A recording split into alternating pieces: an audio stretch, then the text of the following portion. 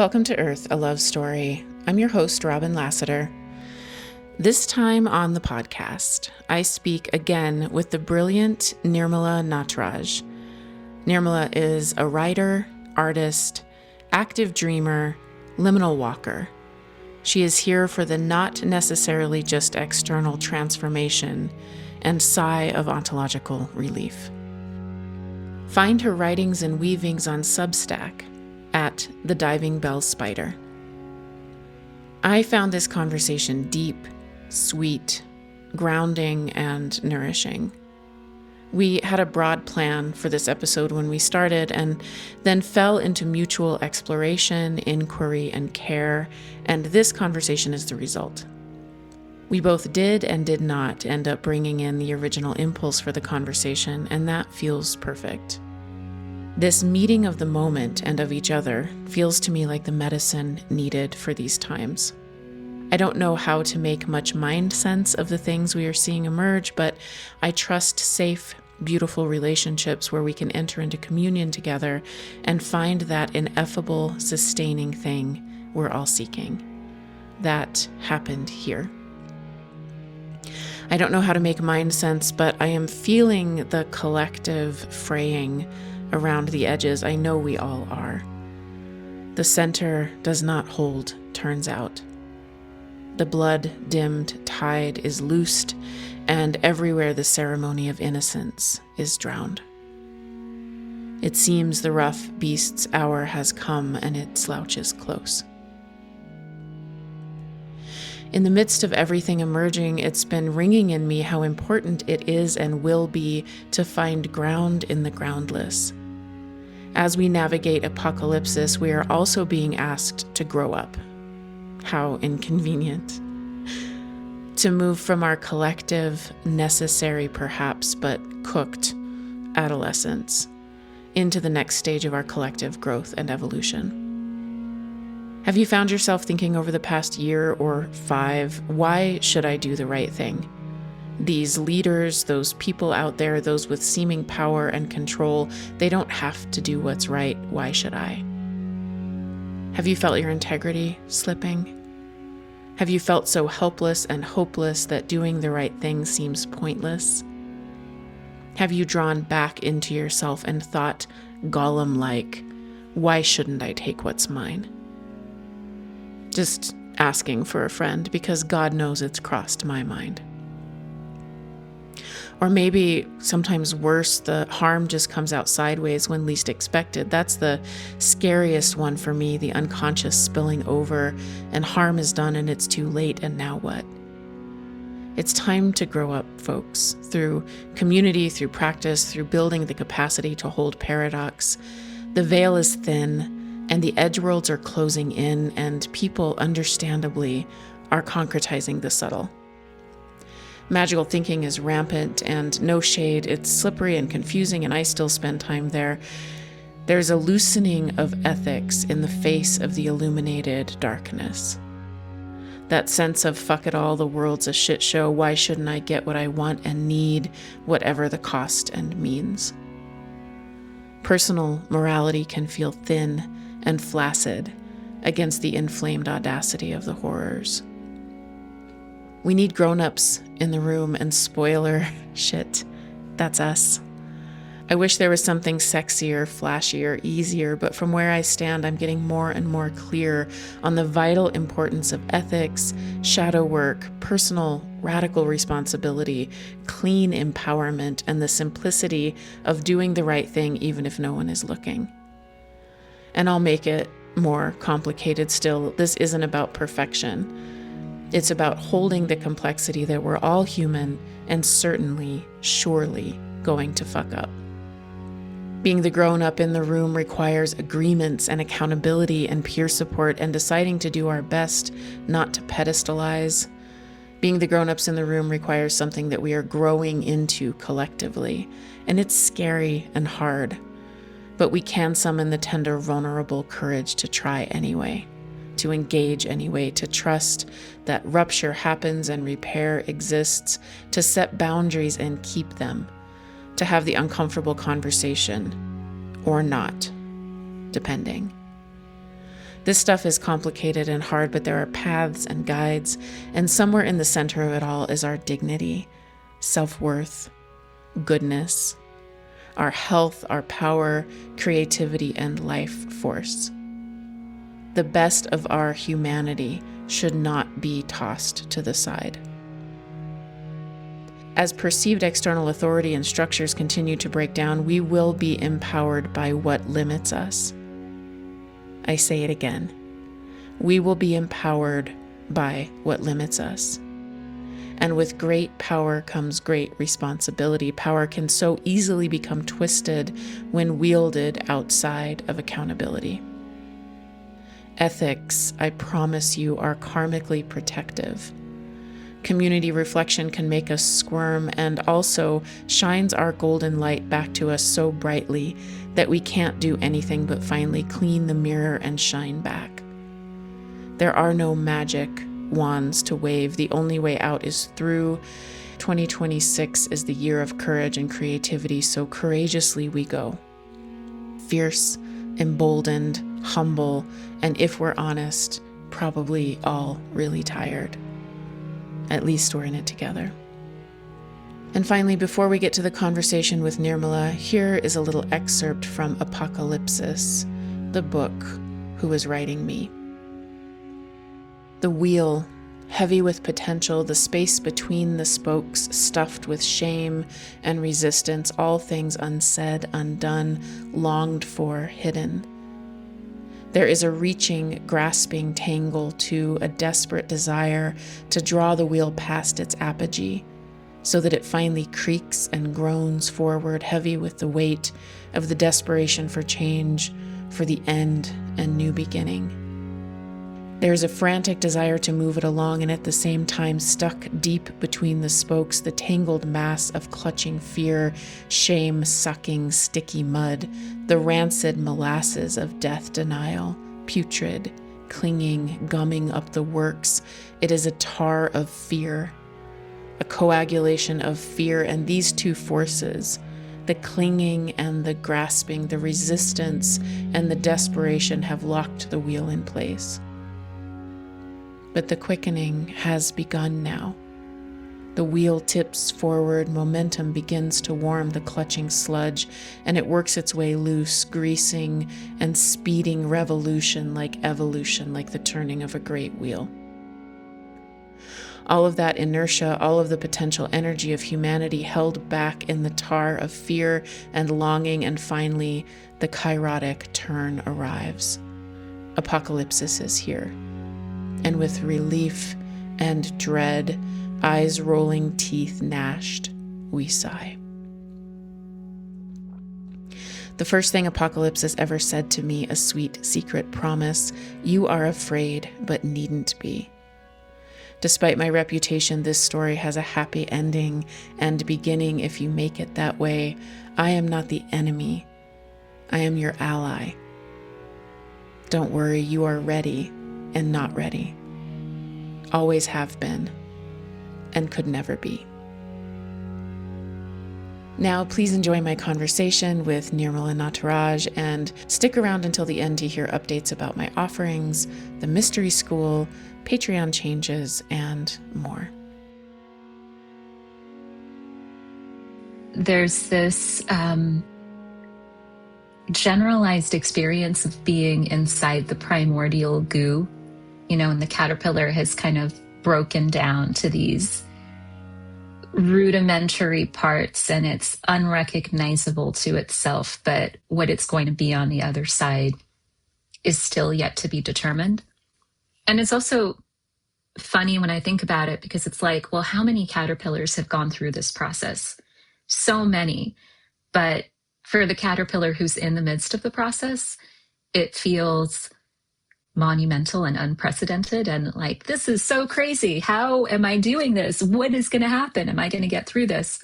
And that's sort of how I feel like that's just the general vibe I'm experiencing. And to the extent that I can walk around and kind of go into a lot of different types of spaces, whether they're more spiritual oriented or whether they're more oriented towards sort of materiality and the mundane.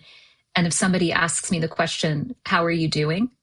And if I say, I feel like I'm primordial goo, even if they don't know what I'm talking about, they know what I'm talking about. So I just kind of feel like this is the primordial goo era. And it's not just a personal thing. It's certainly a personal thing for me, but it's kind of like that's the microcosm inside the macrocosm. And I feel like I should put that on a t-shirt or something. Like, just, how are you doing? Oh, I'm primordial goo today. How are you? Yeah, I love that. It's resonant. My partner and I were just talking today, and he was reflecting that, like, the personal experience and the collective experience and the mirroring of that and feeling the unknown. Part of my experience with it has been questioning the trustworthiness of the, like, goo and the process and the chrysalis and whatever's outside the chrysalis. And I think generally I'm landing in deeper and deeper trust of the unfolding, but it's up for me for sure. So I wonder how that is for you. Do you have a sense of kind of ease of surrender, or is that a challenge? Is there friction there? Yeah, that's a great question. I don't think surrender is ever easy. I think it's one of those things where my experience of it is that and I'll just talk about this in the context of change, because I've been inside kind of a tunnel of massive change, which has kind of felt mostly internal, but I think internal change usually precedes some pretty big external shifts. And Taurus is very prominent in my astrological chart. So change is not something that I have an enormous amount of ease around. I would like to, and I aspire to, but I find it to be a very challenging experience. So for me, surrender isn't something that I do by volition, and I'm not sure it's really something that can happen by volition. For me, surrender feels like the experience of the body just giving way to the earth after you've had a long sobbing session where everything feels dismal, where there's no hope in sight. There's no light at the end of the tunnel. You're just inside the claustrophobic darkness. And I love darkness, and I think of darkness as being emblematic of vastness as well. But there is a particular claustrophobic darkness where it's like, okay, actually, yeah, change is scary, but I want something to change, but I'm in this really stuck place, and I don't know if anything is going to change. Is it all going to remain the same? Am I always going to be here? And I think there's a way in which one has to completely be in that space, which is a space of despair, and it's a very uncomfortable place to be. And I think that's why I know I've done a fair amount of spiritual bypassing in terms of trying to kind of think my way into the next phase, or to tell myself, well, things eventually change. And that's a lot of intellectualizing about what it means to get to the other side. But for me, surrender means you allow yourself to just be in the struggle. And there is a moment when it becomes so exhausting that you have no choice but to sort of blink through your tears and feel the utter shame and degradation of your abject human experience without trying to just bypass it and to say, oh, I'm also a divine being. I think you have to really sink into gravity and humanity and decay. And there's usually something that happens in that moment of deep honesty. And that's the moment I think surrender becomes possible. And my experience is that surrender has always come in moments of just the most abysmal experiences, the places where you just think to yourself, I'm not sure if I can go on. And I also want to be very cautious about applying this to anyone else's experience, because I know that for some people, the despair is so much that it really does bring them into a state of not wanting to go on. And that's something that's very real. But in my experience, there is something about, I guess that's a form of surrender too, allowing yourself to fully feel the magnitude of whatever is happening without trying to kind of skate past it. And then surrender is no longer an act of volition. It's the act of, I'm feeling everything, and in letting myself do that, something naturally shifts on its own. And for me, it usually feels like a little bit of the sense of kind of watching the curtain unpeel and seeing the cosmic eye kind of winking through. And there's a certain absurdity and even like a whimsy and levity, and a feeling of like, oh yeah, wow, everything is shit and everything is magical all at once. And for me, that's often what surrender feels like. But it's not something that I generally do. It's something that happens after the doing has become so exhausting that there's just a letting go, kind of letting the wave take you where it wants to. And then, for me, surrender feels like a moment of peace and reprieve. But it's a continual process, and it's usually a bit of I'm kicking and screaming on my way to getting there. And it's also great because it's not something that I can actually figure out.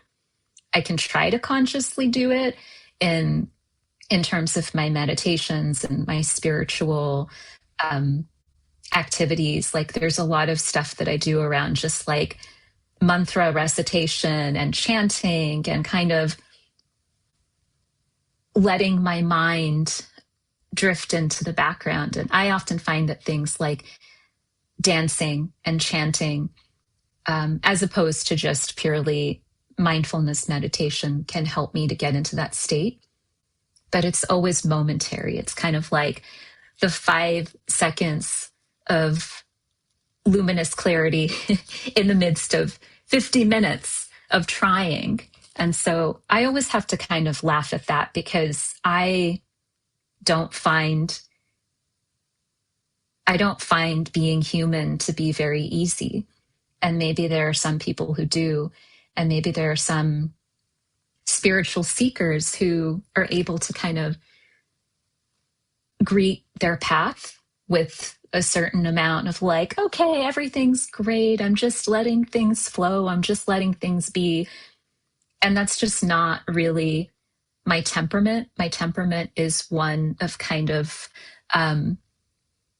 grit and effort and, cursing at myself and others. And usually all in a spirit of, and I know this too shall pass. But I wouldn't say that my path has been one of ease. And I'm constantly humbled by how much truer that gets over the years, because I used to always tell myself, I started meditating when I was in my early 20s, and people used to always tell me, and I would always tell myself like, oh, the more I do this, the easier it will get. And that has never been true. And I'm not just talking about meditation. I'm talking about like life and moving through it. It becomes easier to sort of find my center when I lose balance. I think that's true, but the journey itself is not one of ease. And this is a very long-winded way of answering your question about surrender, that it's not easy, but I think it's also, paradoxically, it's something that we can invite, but ultimately I don't think it's actually an experience that we have a whole lot of control over.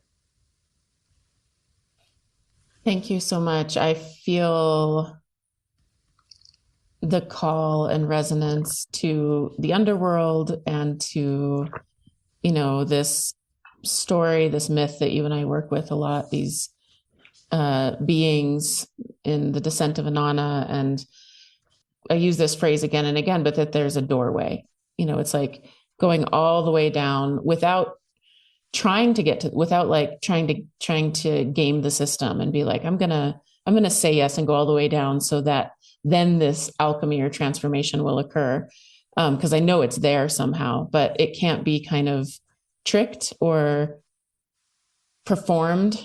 It really is just an experience. And so that's a resonance that I'm having. And I think for me, surrender, my definition of surrender is saying yes and just consenting. Basically, it's just consent. It's like, this thing is going to take me and I consent. And that I have found to bring about less struggle because I trust it so much after all this time. In my human design, one of my gates is the shock gate, which is a gate of initiation. And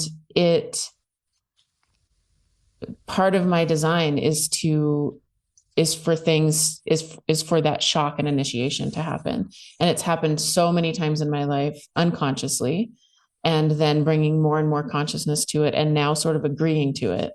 It's like, I don't want to change either. I want to be a hermit in my dome and never leave and never do hard things. And life is not asking that of me at all. But sort of deciding to align with it and just saying yes. So yeah, in your telling of that, I just felt the underworld, the darkness, the challenge of that, the necessity for it to be directly experiential. It's not an exercise of the mind. The mind is there for sure, and tracking and trying to control and wanting things and keeping, half an ear on the story so that I don't completely lose myself. And then ultimately in that moment, it's all lost anyway. But on the way down, the mind wants to make sure that I've got, some feet on the ground or some, Ninshavar waiting or something like that so that I'm not totally lost. But the direct experience of that is when it all dissolves. And then comes this deep experience, which feels like life to me. It feels alive. And that's why I think I don't try very hard to turn away from it and go into some sort of ascension path, because I think it touches into that same place of liberation that the kind of solar or archetypally masculine or whatever ascension path is also pointing towards. But there's something about a collective of us that are going kind of down and in to get to that same point that feels, I can feel there's always like a little edge of me that's like, believes at some point it will be something different. And even in this conversation, I had that recognition of like, oh no, yeah, here we are. This is the path. Here we are again, Yeah, absolutely. The path of descent. And I love what you're saying about surrender being an act of consent. It's the yes. And that also makes me think about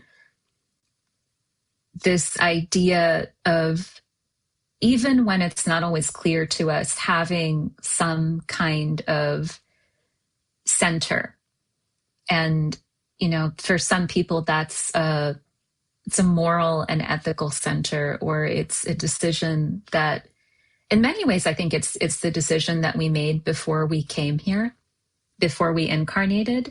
There's this kind of primal yes. There's this knowing that we do not know how we know, but we do. And Inanna knew that we're not really told exactly all the reasons for her descent into the underworld, except for the fact that she's paying a visit to her sister, Ereshkigal, who's mourning the loss of her husband. But there is a sense of there is some kind of a magnetic center that we get drawn into. And I think that's what each of us is tasked with saying yes to. So it's not, and that's something that I'm always really curious about. What is surrender, and what is it that we're surrendering to? And I say that because I have a lot of stories about cults that I was casually involved with, and I think that oftentimes a cult, whether it's a cult of personality or a particular spiritual or religious sect that draws people in, I think a lot of times it's actually magnetizing the part of us that knows surrender as an act of devotion.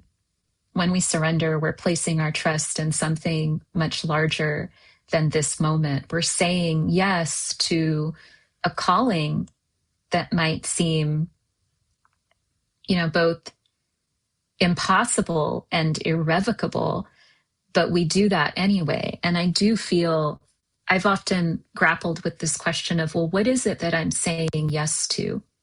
Because sometimes there can be a person or a community or a movement that comes along and says, this is the thing you must surrender to. Give away all of your worldly goods, strip away your ego, and this is what you must surrender to. And I think that there's always this question of, is that true? Is what I'm surrendering to an aspect of the deepest core of who I am, which connects me to my vastness, or is the surrender itself a reenactment of a wound having to do with abandonment or belonging or whatever the case might be? But I do think it's kind of interesting, because I feel like I'm contradicting myself a little bit now, in that I mentioned that surrender is not something that comes with a lot of ease. I think that's true, but I also feel that there is a larger part of the soul, of the psyche, that wants to surrender, because we know that when we surrender, when we truly experience that deep yielding to what is larger than us, our own sense of self changes, and it usually becomes much larger. And moments of deep surrender are initiatory moments. You were talking about initiation through shock. And oftentimes surrender can come through unprecedented moments and ruptures even. But I also feel like there is this larger question that I've been engaged with for a number of years around what is my center, and how is anything that I'm surrendering to connected to the sense of a stable center, the still center inside all of the changing and shifting phenomena. And I mention this because, again, I think that everyone is susceptible to certain thought forms on this planet that I believe seek to rob us of our sense of agency. And I also think, paradoxically, agency and surrender go hand in hand. It makes me think of what you were saying is about surrender being an act of saying yes, and that's connected to our agency. But what are the various forces on this planet that might seek to rob us of that agency? And I think it's very important for us to be really aligned with our core ethics at this moment, because there are so many things that are capable of toppling us from that kind of access point, that sense of a solid center that reminds us of who we are beyond the guises and identities that we take on. That all feels that there's so much wisdom in there, and it feels like a doorway into, in some ways, one of the reasons I wanted to talk to you at this time and kind of explore, themes that are happening in the world, themes that feel resonance internally and externally. And, we are saturated with the awareness of those forces now in a way that did not exist previously. I mean, just to name it bluntly, the things, in the Epstein files, all of the ways that it's coming into the light that we're seeing how much of a co-opting of life force energy exists and how consciously it's being done and how hidden it has been. There's sort of like gradients of it that exist all the way to the most horrific thing and into very, very subtle places where it's done consciously or unconsciously, and that we consciously or unconsciously agree to, even in very subtle ways. So, for example, you talking about like a cult, or what are we surrendering to, and who are we surrendering to? When I think about that and how it sits with me, is there are only a few things that I consent to surrender to. It's direct experience, life, what I call life herself, which I mean as the immanence of the goddess, the, awareness, the field of love, divinity, and sort of some relationship devotion, like some relational devotion. But this is a huge conversation that's happening in so many ways and so many levels and different communities and different spaces about the necessity for the ethical piece and the necessity for our own centers. This is something that my teacher says, and I'm seeing it more and more, and I'm understanding it more and more, that an awakening experience does not make a person a good, trustworthy person. You can like touch truth and divinity and become awakened and treat people poorly and take advantage of people and act out of shadow and do a lot of harm under the guise of, whatever is coming through this like body system of ours that includes shadow and bias and all of those things. So without ethical clarity, and also without accountability and peer support and structures about rupture and repair and agreements, I am very hesitant to truly surrender. There are not a lot of people or places that I would surrender to the level that you were talking about, that I would consent to that, where it's just like, I have no choice but to let this thing take me. I'm much more comfortable with the direct experience and life, and a lot less comfortable with someone saying, no, I have the answer. And that feels increasingly dangerous. And also my human design geeky part comes out, and like, this is part of the cross of the sleeping phoenix, which we're moving into as well. It is coming into personal autonomy. It is the end of external systems and external authority holding us in some kind of safety.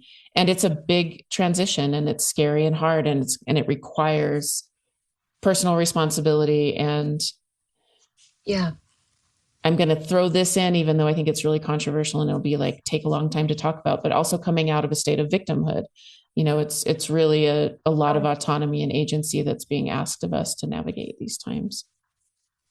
Yeah, I agree with you 100%. And I think the vision that I have is this idea that we're all kind of these tiny little grandmother spiders who are capable of reweaving the relational web. And in order to do that, we need to be in our sovereignty. We need to be in our creative and generative power. And honestly, we need to be in our questions. And I think I've really just become so dispirited by the state of things in terms of how solution oriented people tend to be. And it makes sense because, we are living in times that certainly seem very dire, and there's a tendency to want to create frameworks and models that can support ways of moving forward. But I question how we can move forward if we can't even be in our bodies, and if we can't even be in proximity to one another without trying to fix one another or solve all of the, these treacherous conundrums that we find ourselves in. There's something that is so simple about what does it mean to be together as peers, as siblings on this planet, and to simply explore who we are in the context of being able to be 100% honest with ourselves and other people. There's so much that I think needs to happen just on the level of understanding our relationships to one another, and how domination and oppression and hierarchical tendencies and bias and bigotry are really kind of baked into the ways in which we interact with one another, the things that we say, the things that we don't say. And that's been a really big investigation for me right now. I'm a lot less interested in sort of expert opinions, the pundits and the talking heads who say, this is what we need to do, because I feel that dislocates us from just our own somatic wisdom, which we can feel in our own organism, and which I think we have the capacity to feel when we are in communities that are intentionally coming together to co-explore and investigate, well, what is this group organism that we are? And I had a really interesting experience recently. I was at a 9-day retreat that included meditation and contact improv, which, just for anyone who's not familiar with contact improv, it's this beautiful movement modality that involves moving with others, and sometimes more than one person. And there's a lot around negotiating the giving and taking of weight, and feeling into gravity, and feeling the ground. And there's a lot of both nonverbal and verbal aspects of this modality that have to do with consent, that have to do with making contact with another person and determining what that dance is going to look like. And it requires attunement above anything else as you're moving together. So at this retreat, there was kind of this evolving metaphor that we were using about the organism of the group, and how each person in the group was almost like a tentacle of the organism. And, each tentacle in its own way has its own autonomy. It has its own thing that it's capable of doing. It has its own directives that it's moving towards. But each tentacle also has the capacity to feel all of the other tentacles in the group and to kind of move together. And when that happens, it's really a magical experience. It's like you're all keying into something that is an aspect of the shared experience, and of what I think it means to be human, which is really to be part of a much larger organism than the self. And then, simultaneously, there's also the reality that each part does have its own sort of self-contained reason for being. The part that I am can decide to join with the group and have this magical dance where we're all moving together. And I can also make the decision to atomize, to fragment, to go back into my single tentacle self and to still be connected, but to be connected in a slightly different way, in a way that I always like to think of intimacy as a dance between proximity and distance. And we actually need both of those things, because too much proximity, we suffocate or we collapse into this feeling of like, oh, I'm just part of an undifferentiated blob and I don't know where I end and you begin. And then there's the distance where I can sort of like, I can be with myself over here, but I can also be with everything that's happening. I can see what's happening a little bit more clearly, and I can experience connection from a distance. So I think all of this is to say that for me, a really important aspect of my own personal practice, and especially as I've really had to kind of decolonize my mind when it comes to ideas about who I should be as a writer and a thinker.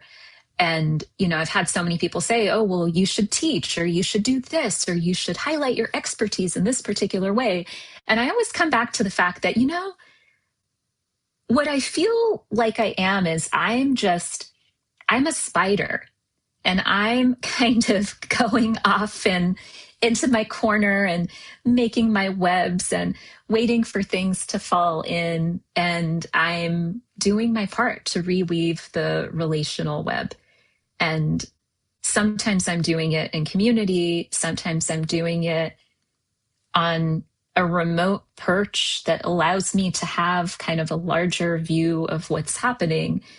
But so much of my work, I think, is about just an experiential engagement with what intimacy can be, and what does it mean to be kind of my individual self with my particular set of experiences, with the thoughts and ideas and sentiments and impressions that would really be impossible for me to fully transmit to another person. There is a kind of solitude that is part and parcel of being an incarnate thing, So we have kind of our individual thingness that I think is so poignant, and that I feel is the reason that poetry and art and music exist. We have this universe inside of us that is yearning to be brought into expression.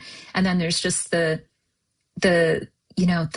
painful reality that so many of us live inside, that is that we cannot translate the enormity of what's inside here to what's outside there, right? There's that reality, but then there is also the group organism. When we experience intimacy without language, when we just know what someone else is feeling. We know what is the gesture or the touch that they need. And I think that there's something about, for me, the experience of coming into experimental spaces that don't try to say, oh, well, we need to be just this one thing. We need to be, rugged individualists who are self-sufficient. Although I don't think there are many people saying that anymore. We know that experiment hasn't worked out too well for us. But then on the other side, there's this very sort of like, oh, well, we need to all come into a higher consciousness that is about the hive mind and 100% transparency, and what does it feel like to be the group organism. And it might be true that we've had, at least in the last, maybe few hundred years, less of that experience. But I think that both of these experiences of kind of the individual tentacle and then the larger group organism are important aspects of it's kind of it's part of an almost dualistic way of looking at our experience, but it's not really dualistic. It's like this is part of the same experience. And I'm really interested in experiments in intimacy, in what I think of as exquisite mutuality, I mean, I think that when we talk about consent, sometimes there's a very like, oh, it has to be 100% precise and every boundary needs to be clearly delineated. Um, and that can sometimes take the fun out of the discussion. But I think consent can also be like, oh, what does it mean to come into exquisite mutuality with one another, even if it's just for a single dance? And all of this to me is so much more interesting than coming up with solutions for how do we figure it all out. I think if we, again, this act of what I will always probably be calling from here on out, reweaving the relational web, I think it means like reweaving relationship to self and what we perceive as relationship to other, and seeing those things as part of one like coherent tapestry of being. And for me, the best way to do that is through art.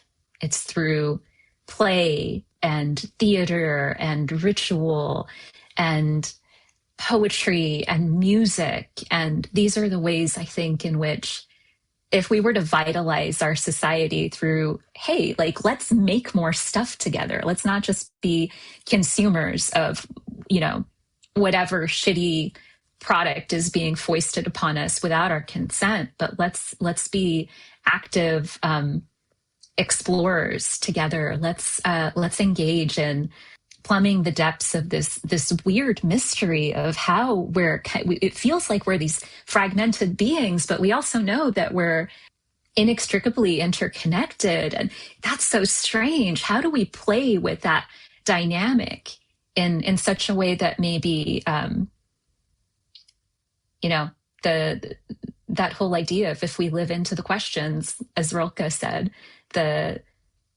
someday we might find ourselves also bumping into the answers, or maybe just better questions. Maybe we're just kind of moving into more and more better questions when we investigate in this way. But I think all of this speaks to what you were saying about sovereignty. And I think the sovereignty that I would like to step into is the sovereignty that enables me to embrace a state of play and fluidity, and being able to move between different states with a high degree of nimbleness, because I think that's also what's being asked of us right now. Like, we're being asked to be shapeshifters, and we're really kind of being forced into it. But if we can move into it with active curiosity and also just care, because play is not a frivolous act. For me, play is one of the most powerful ways to move into this act of reweaving the relational web. Yeah, I'm feeling like, as you were talking about that, I was feeling the necessity for strong enough collective agreements that there's some measure of safety, and then the open space of emergence to happen within that. And we are coming into something completely new, and that there is a reclaiming, or as you say, a reweaving of the relational space that maybe existed. I don't know if we can ever know that, but seems to be that humans did dance together and move together and sing together and drum together and have sort of ritual spaces where that absolutely happened, and that there was a move towards more individuality. And now there's sort of an invitation to bring those things back together, to create something that feels like the edge of a new experience altogether, like the leading edge of evolution, basically. Who are we now if we can reclaim this? And also with the consciousness, with like the conscious awareness that I am going to be aware of the fact that I desire now to move closer, or I'm aware now that I desire to move further away. And there's enough safety or consent or agreement in this space, or agreement even to the discomfort. Some people are very uncomfortable close. Some people are very Yeah. uncomfortable with distance. And so can I listen to my own internal truth and get further away and leave you to your discomfort, because that's the Mm, agreement that's been in this space. So it brings yeah. up all of the, as you were saying, like intimacy and proximity. I love that. It's attachment. Am I safe close? Am I safe far away? And I think by safe, the word safe still works for me, but it's also conscious. Can I Yeah. stay connected to myself and to you and to the feelings of being close or far?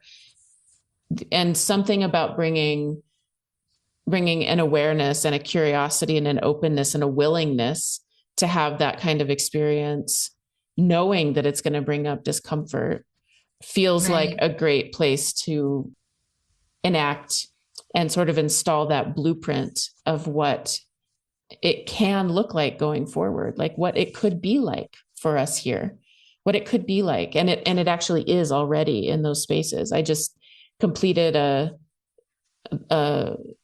the retreat for the women's cohort that's been going on for 9 months, and we had our in-person retreat, and there was that quality of what you're speaking to, of Yeah. play, emergence, deep consent, agreements, and the alchemy and wordless, ineffable ecstasy of connection that happened inside that context gave me a blueprint of like, oh my God, it could be like this. It could Yeah. be like this. And so I have a lot of hope for this time. I think Mhm. I think we're going to have to go through some shit. And I've said that before. I think that's clear. We are going through the shit. But I do think that it's possible I think that's the task, is you're saying reweaving, I call it healing the split, Yeah. and not returning to a previous way that it's been. It's not like, oh, if only it was 10,000 years ago, then, it's not that at all. It's like, where do we find ourselves now, and what can we create from here? But bringing in the things that have been exiled, so that everything crosses this threshold together and none of our humanity is left behind, and that we see clearly what happens in shadow, and when things are split away so painfully and so completely that the things that happen in the dark become this horrific. And so Yeah. there's an also and the act of seeing it, which is um reordering and excruciating, is part of the healing of this, and the deep responsibility of understanding the task and the holiness of developing enough space for for things to be welcome. Like, even as you were talking about being in a space, moving with other people, and that it was this act of sort of negotiation and consent. I sort of feel the danger of that, and the unwillingness of a part of me to engage with that, because it feels, Sure. for so many reasons and layers inside of my own being, and also the necessity to hold more and more and more, so that things don't fall off the edge into the darkness and then fester and become a deep sickness, which is a way that I describe the things that we're seeing. It's like a terrible illness that has become putrid. And Yeah. how do we do our best to move forward and not allow that to happen? The easy thing is to shove something else into the darkness, Right. instead of come into more wholeness and acceptance and relationship. Really, not even acceptance maybe, but acceptance as in non-resistance, as like, they're not being like, this is here too, not this is Exactly. okay or this is condoned or anything like that, but this is here too.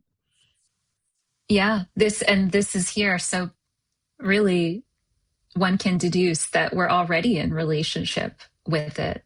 We can say, well, no, I don't want to look at that, or that's not a part of me, but we're already in relationship with what we've pushed into the dark. And there is, I think both on an individual and a collective level, some kind of awareness of what these things are even before they come into the light, because they're a part of our relational ecosystem. And as animal beings with these feeling, sensing bodies, there's some part of us that already knows. And yeah, there's so much that you said that I think is really, really powerful. And sometimes I feel cautious about what I sense as a romanticization of the cultures that came before us. This is what happened in the matriarchal societies, or in hundreds of years ago. This is the prelapsarian state that humans were in before colonization and the emergence of, the industrial technologies. And I think that we have to be thoughtful about the fact that we can't go back. We are where we are now. And at the same time, we have this incredibly rich human legacy of art, of collaboration, of ways that our bodies instinctively know how to be together, even if our bodies have also been conditioned, understandably, to register unsafety and danger. That's also a part of our legacy. But I really appreciated what you were saying about safety. And when you were saying safety, I'm always trying to come up with a better word for safety, because nothing is, it's dangerous to be alive. I always, I might have mentioned this before to you, Robin, but I remember at a certain point, telling myself, like, oh, I'm not here to be saved. I'm here to be eaten. I'm just food for the earth. And I want to be, I would like to give the earth as many nutrients as I possibly can, but there's nothing safe about being alive. But I do wonder if there are, and it sounds like your retreat was one of those spaces. The retreat that I was at was one of those spaces, this sort of time-bound, temporary container in which truth could be on full display. And that truth includes the awkwardness of negotiating our connection with ourselves and our connection with others. One of the things that I found really valuable about the retreat that I was at, aside from, these experiences of deep nonverbal communion, which also included plenty of awkwardness, like, oh, here's this person, I want connection. How do I move with them? This feels really weird. And that actually is a very precious aspect of the human organism, when it's kind of unwieldy and hasn't quite found its legs. But there was another practice that we did together called circling. And I'm not sure if you're familiar with circling, but it's a form of authentic communication and relating in the moment, sort of similar to tea group, where you have a group of people who are together and they're continuously speaking to, these are the sensations in my body. These are the stories that I have about myself, about you, about the things that are happening in this group in terms of the larger dynamics. And it's such an interesting experience because it's nonlinear.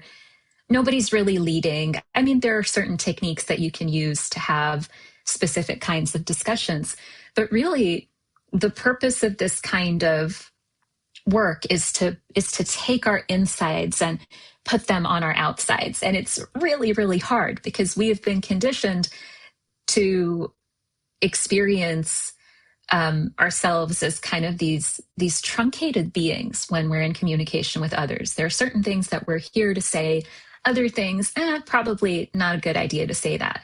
And this is a process that really brings people face to face with their own egos. And I say that in not necessarily in a pejorative way, but in a way that's like, oh, this is how I want to present myself to the world. But then if I start to show you my insides, oh my gosh, like, what are you going to think of me? And by the end of the 9 days we were together, there was so much stuff that had come out in the wash about people's stories and fantasies and ideas about themselves and other people and their sense of connection to the overall group. And some of the stuff that was coming up was really uncomfortable. But we had made an agreement at the beginning to go in. And all of this is consensual. Nobody has to say anything in the circle if they don't want to. But what I experienced was a kind of momentum. It's sort of that, that tentacular group organism that arises where things started to flow a little bit more smoothly. And by that, I don't mean that we were all suddenly kumbaya and expressing love for one another. We were also expressing resentment and anger and suspicion and sadness and fears around rejection. And all of this stuff that, in polite society, you're kind of taught to suppress. So this was an experiment in being deeply vulnerable. And it was an extraordinary experiment. It was, the group consisted of 7 men and 5 women. And that was already interesting in and of itself, to be in a group of men, predominantly men, who were doing the work of, coming face to face with their own emotions and putting all of that out on the table. And as difficult as some of these surfacings were, it was really interesting how quickly that emotional detritus it rose to the surface. It got processed, not always immediately, but it was very interesting to me how I could come into a circling process, which is typically about 2 hours long or so, and just feel almost like totally cleaned out by the end of it. It's like, oh, that thing that I was scared to say, I said it. Oh, wow, what a relief. That felt really good.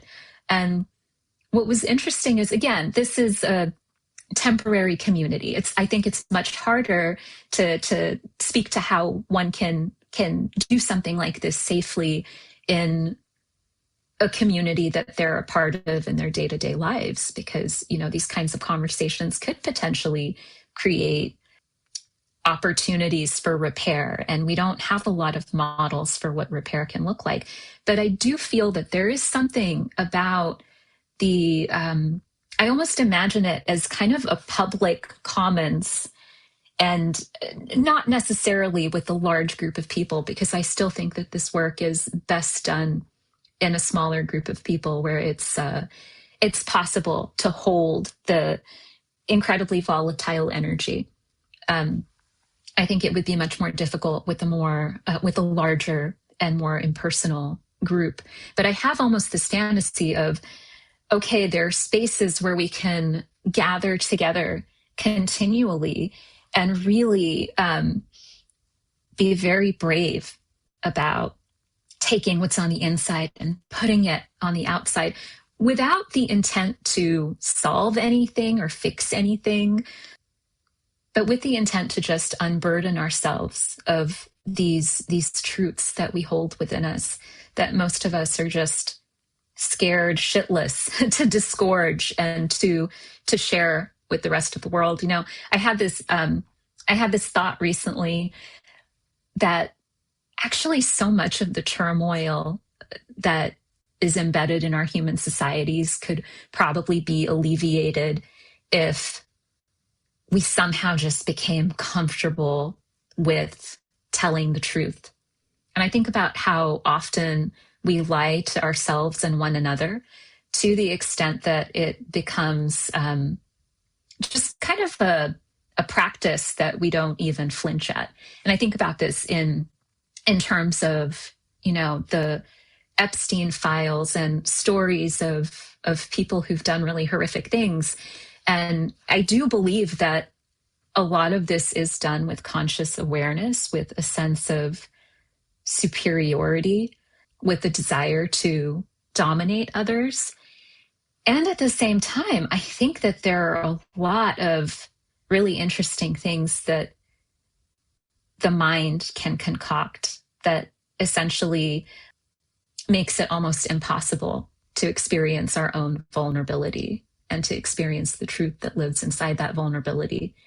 And people lie to themselves and they lie to others all the time. And I'm not saying it would be easy to just suddenly tell the truth, but if we did have safe and boundaried spaces in which to do a practice like circling, where we could become very accustomed to telling the truth in both simple and complex ways to ourselves and other people, and being witnessed inside that.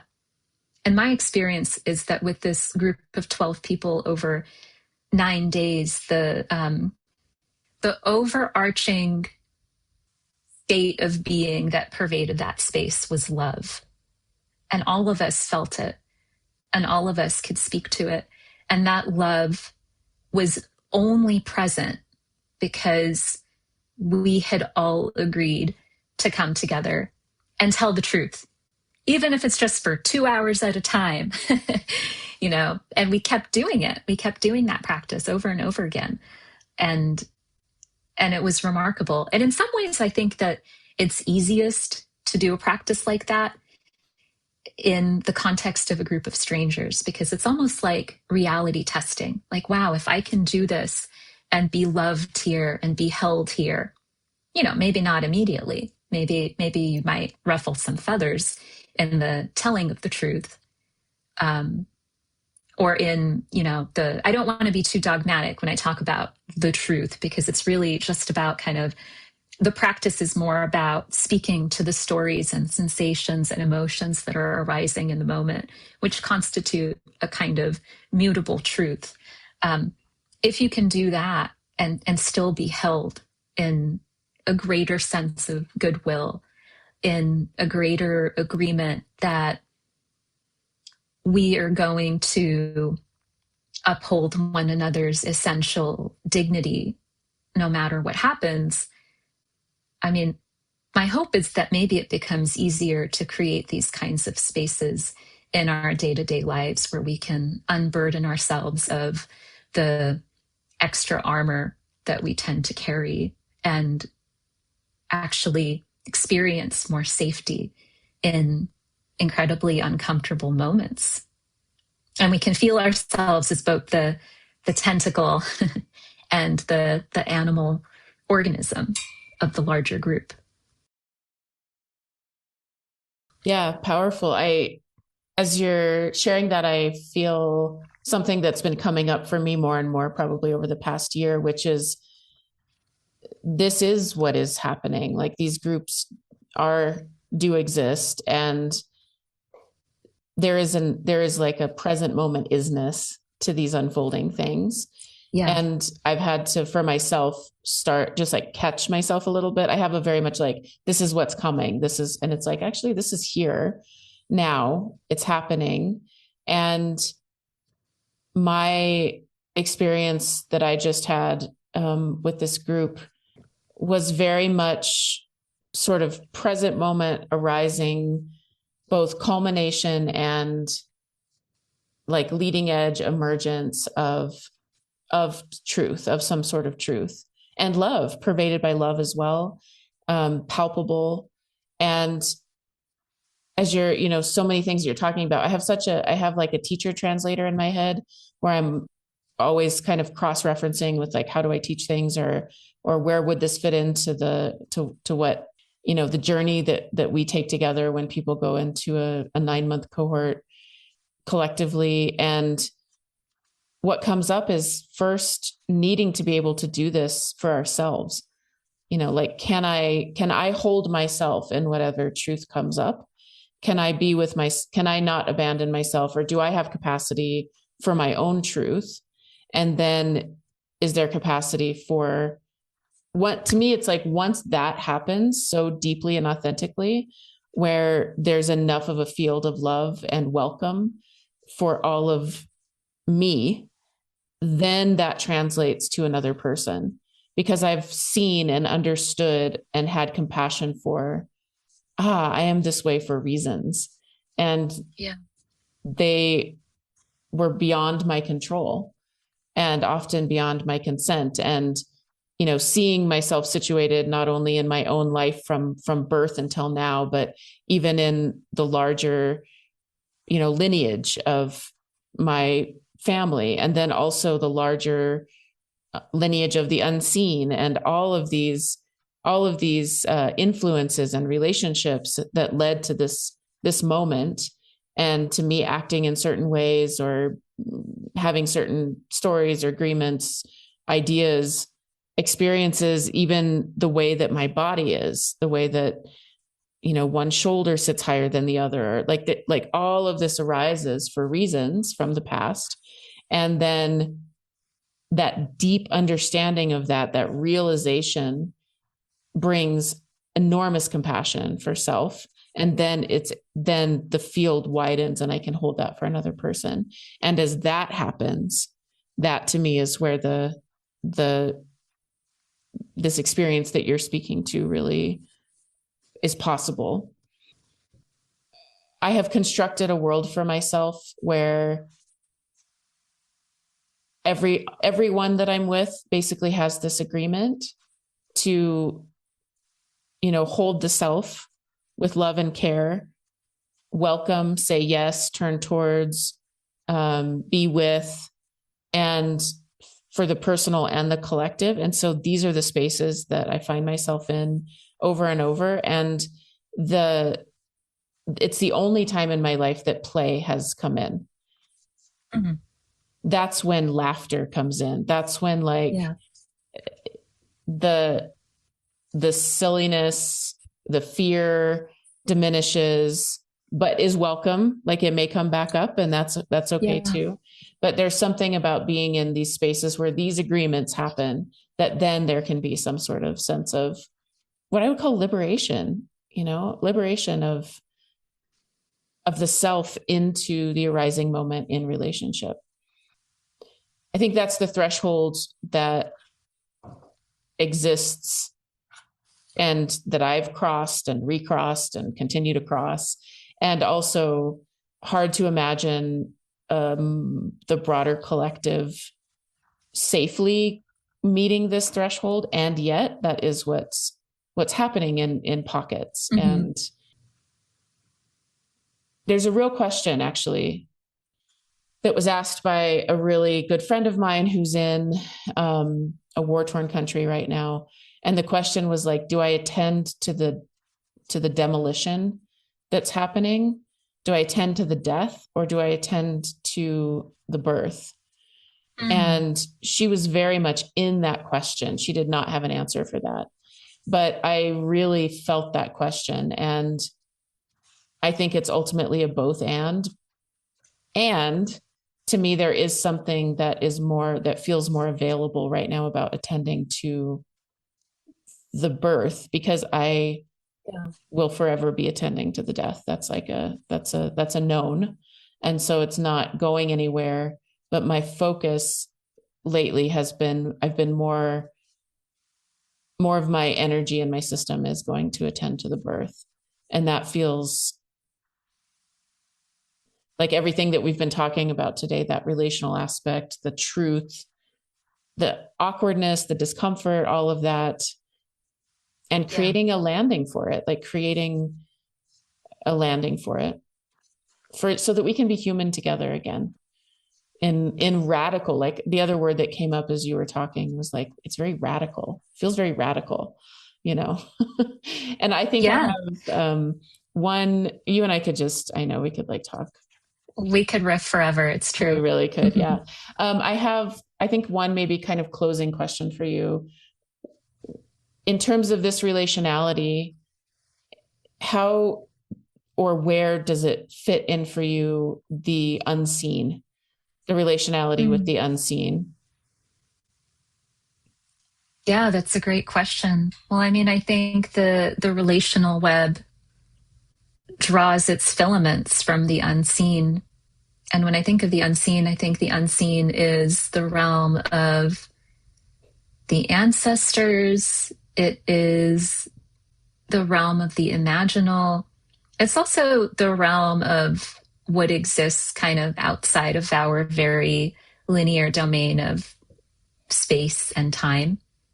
I think of the unseen as, oh, it's the everything that is always happening all the time.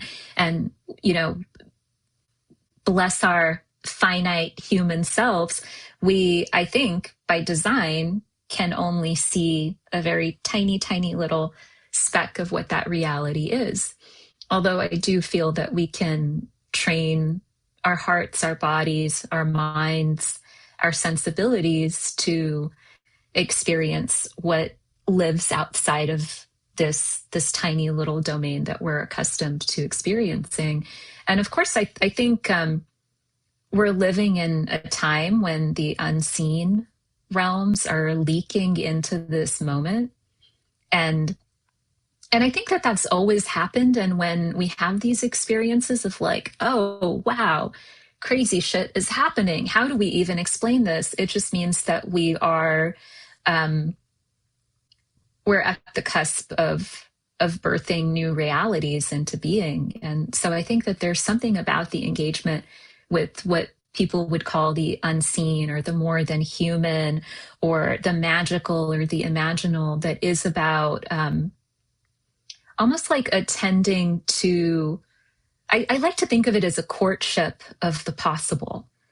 Because again, cultures that are centered around domination and oppression really want to limit our sense of what is possible. But when we engage in the realm of dreams, when we share our dreams, when we share our magic and our music and the strange corridors of experience that kind of surpass what we've been told is possible in our material realm, we do birth new possibilities into being. And we're already doing that right now. It's not like this is something that's about to happen. It's constantly happening. And my sense is that it is ready to happen at a scale that perhaps has been unprecedented. And that, I think, is, you know, the engagement with the unseen, the reweaving of the relational web, to me is always, in some ways, an engagement with the unseen. Because if we were to simply base our designs, our art on what is already around us, we would have a pretty limited supply of tropes and symbols to draw from. And yeah, I think that my heart is always oriented to the unseen. And I've always thought of myself as being somebody who kind of stands at the threshold. And I've never really been drawn to kind of the cozy hearth in the center of a community. I've always imagined myself sort of being the one who's at the edge and who's kind of looking out. But looking out is also very similar to looking inward, and then taking what we experience there and drawing that back into the center.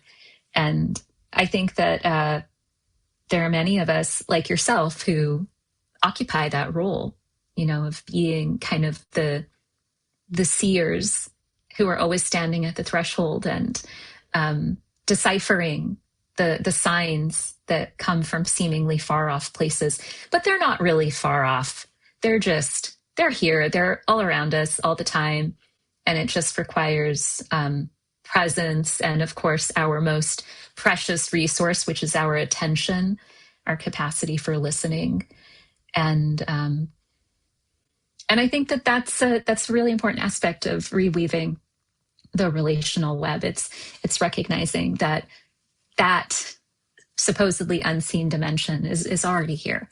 It's already kind of entwined in everything that we're doing and feeling and sensing. And to me, it's also, it's the realm of myth. It's the realm of prayer. It's the realm of what we might call miracles. And it's also the realm of things that are not so convivial. It is the realm of, more malevolent egregores and thought forms that are fermenting in the collective unconscious. So there's also, just like the awareness that what is unseen it's got a huge magnitude, and it contains a lot.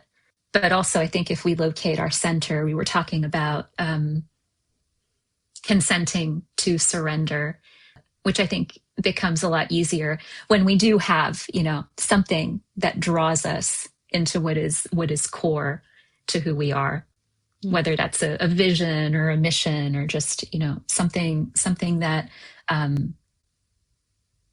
something that is kind of the axis of love around which the rest of our life turns, then it becomes easier to kind of orient to the things that will really serve us as we go kind of make those expeditions into the unseen and uncharted territories, because there's danger there, of course, as well as anywhere else. None of it is safe, but we can have allies inside that voyage.